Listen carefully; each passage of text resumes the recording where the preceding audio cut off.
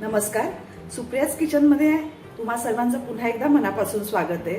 आज मी तुम्हाला दाखवणार आहे नाचणीच्या पिठाची गुळपापडी। ही कोकणातली पारंपरिक रेसिपी आहे। यासाठी आपण इथे 2 वाट्या नाचणीचं पीठ घेतलंय।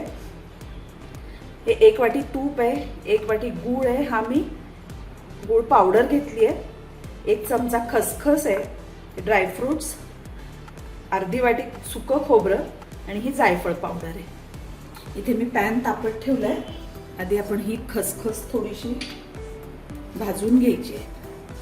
खसखस ऑप्शनल आहे, नसली तरी चालेल, जास्त लाल नाही करायची। खसखस परतून झाली आहे, त्यात हे सुकं खोबरं घालूया। आता उन्हाळ्याचे दिवस आहेत। या दिवसात नाचणी आपल्या शरीराला अतिशय पोषक आहे।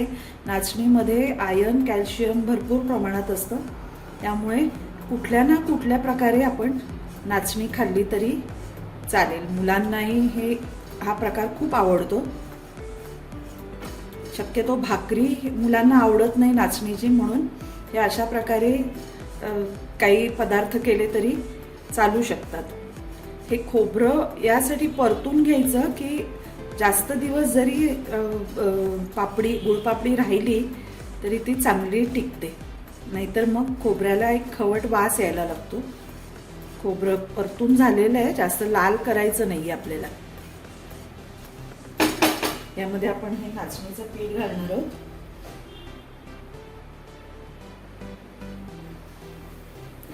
आता हे मंद गॅसवर चांगलं खरपूस भाजून घ्यायचे। आधी थोडं सुकंच भाजते मी, मग आपण यामध्ये तूप घालायचे। आता 5 मिनिटं हे पीठ छान आपण परतून घेतलेलं आहे। यामध्ये आपण तूप घालायचे।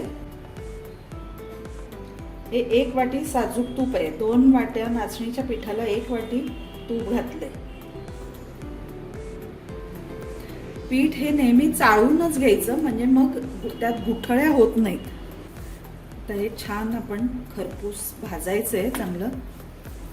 गॅस बारीकच ठेवायचा आहे एकदम। हे बघा 10 मिनिटं झालेली आहे। आता हळूहळू छान सुगंध यायला लागलाय। गॅस अगदी मंदच ठेवायचा आहे, म्हणजे छान सावकाश पीठ छान खरपूस भाजलं जातं। यामध्ये आता आपण थोडेसे ड्रायफ्रुट्स घालणार आहोत।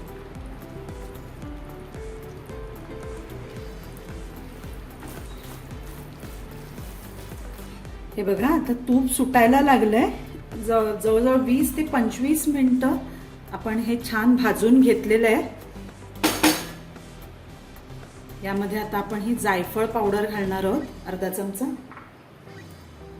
आणि हा 1 वाटी गूळ आहे तो घालायचा आहे।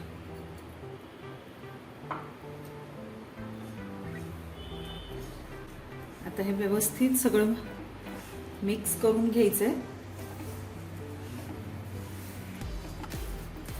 गूळ सगळा व्यवस्थित मिक्स करून घ्यायचा आहे। आपल्याला ह्यामध्ये जास्त वेळ गूळ घातल्यानंतर जास्त वेळ परतायचं नाहीये, नाहीतर मग गुळपापडी खूप टणक होऊ शकते।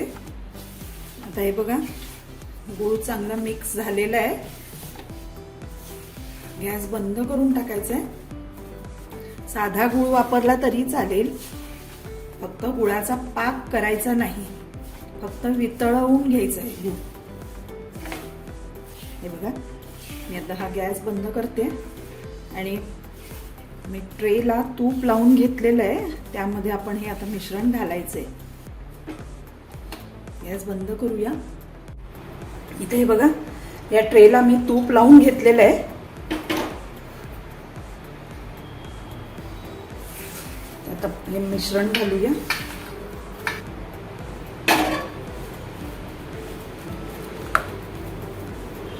याची व्यवस्थित लेवल करून घेऊया।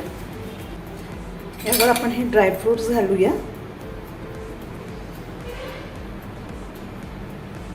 मस्त। हे आता थंड होऊ द्यायचंय। हे थोडंसं दाबून घ्यायचंय, म्हणजे मग ते निघणार नाही। आता हे थोडं थंड होऊ द्यायचंय, मग आपण ह्याच्या वड्या पाडूया। हे बघा आता थंड झालेलं आहे। आपण ह्याचे पीस करून घ्यायचेत।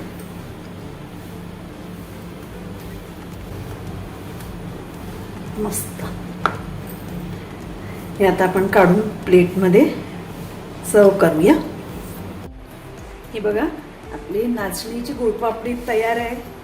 दिसायला अगदी कॅडबरी सारखी आणि चवीलाही अगदी कॅडबरी सारखीच लागते. तुम्ही नक्की करून बघा, मुलांनाही अतिशय आवडेल आणि अगदी खुसखुशीत झालेली आहे. मी तुम्हाला एक तोडून दाखवते.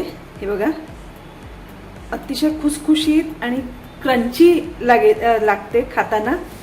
मस्त. तुम्ही नक्की करून बघा आणि माझी रेसिपी आवडली की नाही ते मला कमेंट सेक्शनमध्ये कळवायला विसरू नका आणि माझ्या चॅनलला सबस्क्राईब करा. थँक्यू.